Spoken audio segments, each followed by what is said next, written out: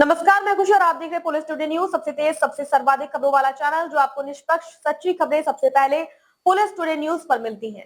ऐसे ही latest update पाने के लिए हमारे चैनल को सब्सक्राइब करें, लाइक करें, बेल आइकन को प्रेस करना ना भूलें। अगर आप हमें फेसबुक, यूट्यूब, ट्विटर के माध्यम से देख रहे हैं तो हमारे चैनल को फॉलो करें, कमेंट करना ना भूलें। धन्यवाद।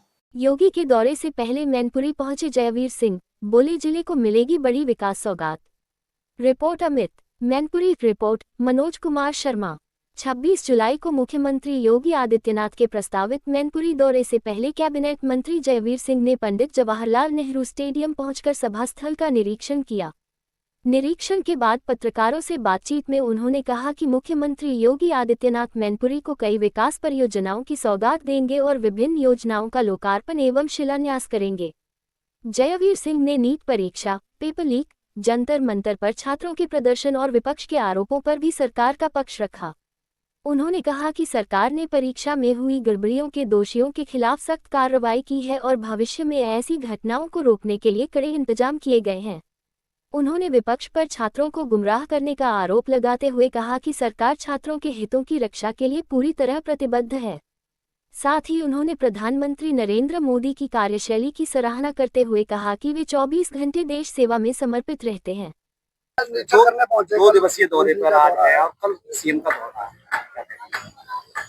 मैनपुरी की धरती का सौभाग्य है कि ऋषियों मुनियों तपस्वियों की धरती पर एक योगी संत पुरुष यहाँ कल पधारा है और उत्तर प्रदेश के मुख्यमंत्री के रूप में, और निश्चित रूप से जिले के लिए वो कल सौगात भी देंगे, तमाम योजनाओं का लोकार्पण शिलान्यास भी करेंगे और कोई न कोई अच्छा संदेश, सुखद संदेश मैनपुरी के लिए दे के जाएंगे। ये मैनपुरी का सौभाग्य है।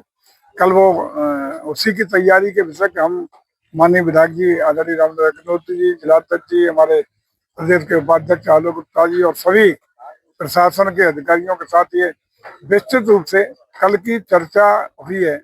कल की तैयारियों के बारे में विस्तृत समीक्षा भी की गई है।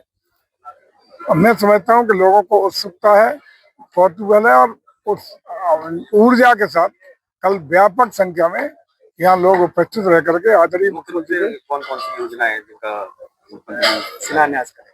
पेपर लीक नहीं होगा, ये अभी बच्चा आउट किया जाएगा।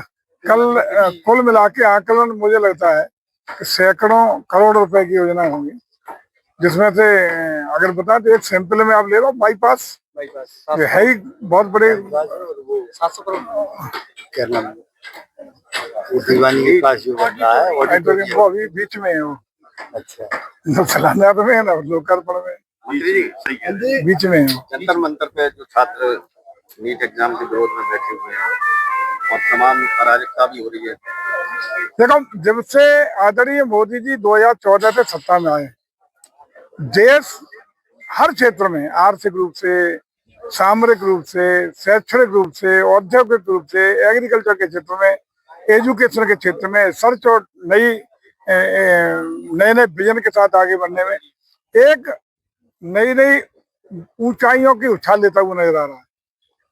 क्योंकि विपक्षी दल को यह सब रास नहीं आ रहा, उन्हें सत्ता में आने की जल्दी है, कब कुर्सी पे हमें प्रधानमंत्री बनने का मौका मिले, इसलिए जानबूझकर तरह तरह की रुकावटें, विघ्न, बाधाएं उत्पन्न करने का प्रयास करते रहते हैं। उसी के क्रम में ये है, हालांकि नीट का जो विषय है हम स्वीकार करते हैं कि उसमें चूक हुई, गलती हुई, कहीं न कहीं कुछ गड़बड़ हुआ, लेकिन ये भी आपको पता होगा कि उसके बाद तमाम लोग जेल गए, तमाम लोगों की खिलाफ मुकदमे दर्ज हैं, विभिन्न तरीके की जांच चल रही है और भविष्य में परीक्षाओं में किसी भी प्रकार की कोई त्रुटि या गड़बड़ी ना हो सके, इसके लिए सरकार ने चाक चौबंद व्यवस्था देने का काम किया है।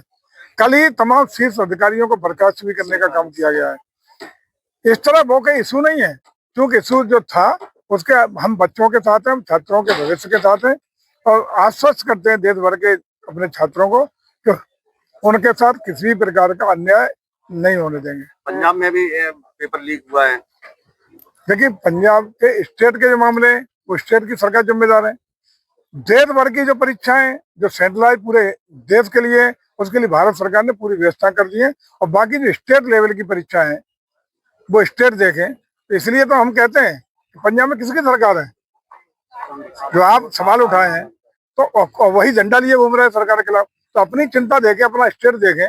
यहाँ झंडा बुलंद किया और उकसाने का काम वही तो कर रहे हैं। नहीं, मनीष सिसोदिया का एक बयान भी वायरल हो रहा है कि अगर हमारे कहीं ऐसा होता, अगर हमारी जहाँ सरकार होती तो हम तुरंत उस मंत्री को बर्खास्त करेंगे। आप ही तो कह रहे हैं पंजाब में हुआ, मैं नहीं कह रहा, तो कब करें ना बर्खास्त, तो मंत्री जी, करना चाहिए। प्रधान सेवक को इतनी देर लग गई है, रात के 12 बजे उनका संबोधन सोशल मीडिया पे जारी कर रहे, 400 मीटर की चले जाते, क्या दिक्कत थी? माननीय प्रधानमंत्री जी, प्रधान सेवक हमेशा 24 घंटे 365 दिन लगातार पूरे साल जन सेवा में, राज सेवा में समर्पित रहते हैं।